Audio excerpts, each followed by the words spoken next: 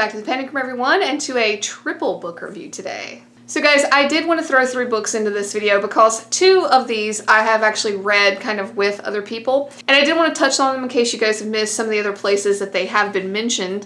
And there is a 3rd one that I've read that was a recommendation that I wanted to talk about. So kind of a mishmash here, so let's just jump in. So the first one I was reading with Dave and Olive over on their Discord with a number of other people, and that was Zombie by Joyce Carol Oates.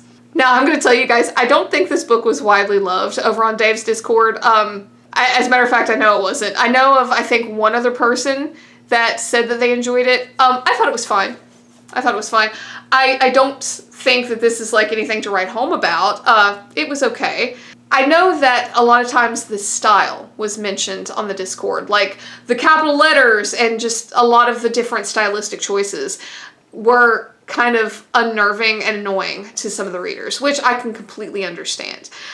If you do not dig on those like unique, weird kind of written books, I don't know if you're going to like this. However, it is thin, so it's not a huge commitment. I want to say I read this in, I think, like 3 days. I had some time open up, so I read this a lot quicker than I thought I would. However, I can definitely see where people would be turned off because you have things like little doodles and stuff like that. Now, for me, my personal opinion, the book was fine. Again, do I think it's like astronomically wonderful? No, it's alright. I think that the stylistic choice matched okay because of your main character and the way he acts. He is not playing with a full set of dice. Alright? Not to mention he's a killer. So I do think that the stylistic choice kind of played into that. Now, I might be completely wrong. You guys know I don't research any of this shit. But to me, it almost seemed like, because it's being told from his perspective, it almost seemed like the like out there weird wackiness, you know, the doodles and the capital letters and all of that were kind of like supposed to let us know how his brain worked, so to speak. Now again, I might be completely reading into that. I don't know. That's kind of the way I took it, was that this book was written weird because the main character was weird. And I can accept that. You know, I thought it was fine, but do keep in mind that if stuff like that bothers you, if it's distracting for you, this might not be your cup of tea, you know? And as a horror book goes, I feel like this is kind of benign, in my opinion. You know, some people might disagree, but, you know, you essentially have a serial killer who likes to hunt down boys and men. So I don't want to spend a whole lot of time here, but, you know, I think that this book has, you know, made its rounds, and I'm glad I read it. You know, I kind of wanted to see what all the hype was about. I am sorry that a lot of my friends on Discord hated it. I didn't hate it, but is it one that I'm going to be like, wow, you should really read? No, probably not. So, Zombie by Joyce Carol Oates. So the next one is kind of cool. It is Negative Space. And I read this with Steve Talks Books channel. It was me and a number of other people. Fiber Artsy was one of them. You guys might know who she is. She has a channel. And I keep wanting to call him Hufflepuff. I don't think it's Hufflepuff, and I'm so sorry. I know my brain has switched that around. But I will link that down below if you guys want to check that out, where we all kind of talked about this book. This book is probably top 3, if not at least top 5, of one of the strangest books I've ever read. And it's largely due to, I think, like the style. It is one of those books that if you're not paying attention, you're gonna be lost as hell. I'm going to equate it to a movie, and that's Inception. It gave me those vibes. Like, if you're not paying attention, you are really not going to enjoy this, and you're not going to know what the hell is going on at all. Inception did that to me.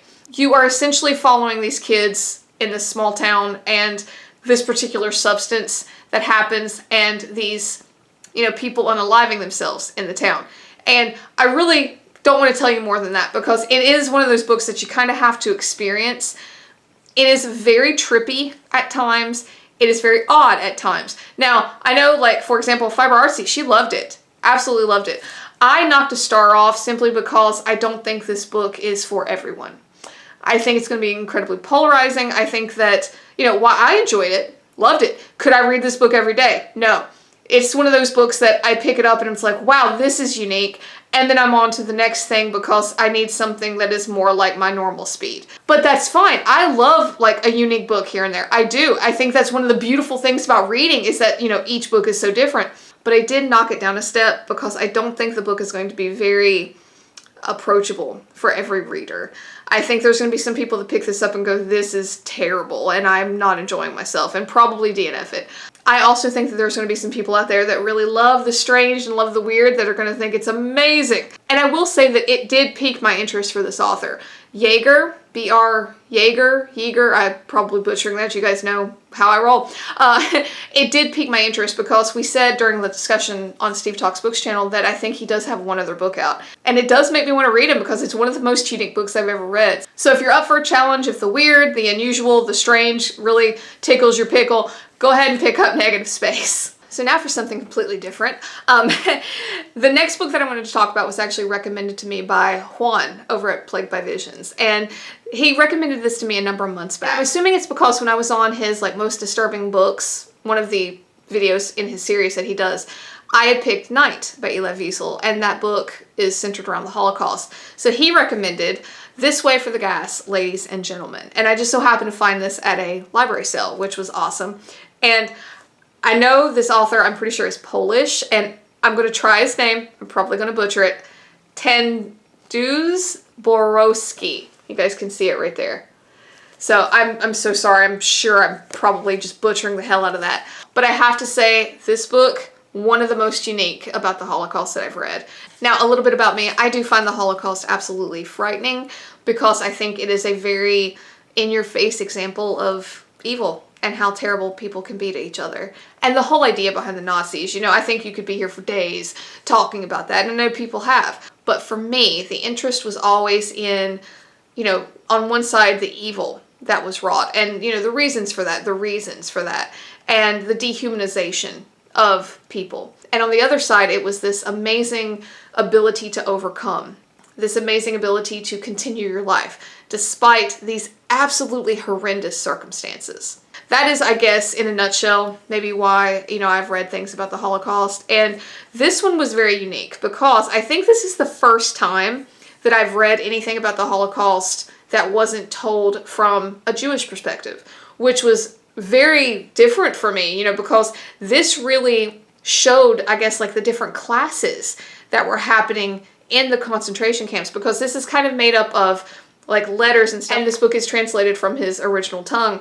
So it's, I think, made up of a lot of letters and stories that he had during his time there. And he was in Auschwitz, and everybody, even if you don't really follow the Holocaust, you probably have heard that name.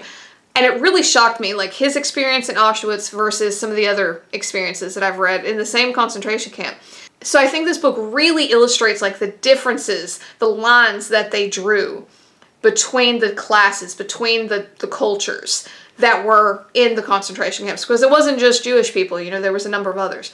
And I thought this executed that really well to show you the different types of lives. And it was almost heartbreaking because you see how the human animal wants the same things. Doesn't matter what the circumstances are. We all want to be loved. We all want to have, a place to lay our head at night.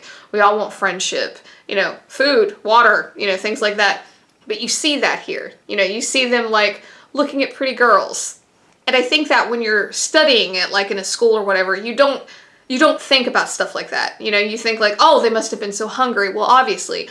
But, for me anyway, I wasn't thinking oh, well, they're probably trying to catch a glimpse of that pretty girl walking by their fence. It humanizes it, is what I'm saying. And I think that this book really showcased that. Because we read, about certain parts in history that are terrible and awful, and they're just that. They're terrible and awful. But when you start to put a face to it, that's when things change, at least to me. And I actually think that's a really good thing. I think it's a really wonderful thing to humanize stuff like this, because then it brings it down to earth, and it makes us realize just how terrible these things are. And my hope is that they don't happen again. So, This Way for the Gas, ladies and gentlemen. Alright guys, like I said, a little bit of a different video, kind of just wanted to touch on 3 books that I had been reading that I thought were pretty cool. I thought maybe you guys might be interested. So hopefully you were, at least in one of them. Comment down below, tell me if you've read any of these. And I know the last one was a little bit outside of the realm of what I usually talk about, but It is horrific. I don't think anybody can argue that. And I do think it's an interesting thing to take someone who reads about horror all the time, like I do, and then throw in a book about this, which is an actual horror. It's a horror that actually happened in our history. And so it's very interesting to me to see like those two sides of my brain collide. I hope that makes sense. You know, the idea of, you know, this fake horror, you know, these fictionalized books that I read up against something like this, which is actual evil that actually happened to people. So, and I do like to do that every now and then. So comment down below, tell me if you've read any of these. Of course, I always love talking to you about it. That's why I'm here. So if you like this, please hit like, hit subscribe. It would really help me out. And until next time, bye for now.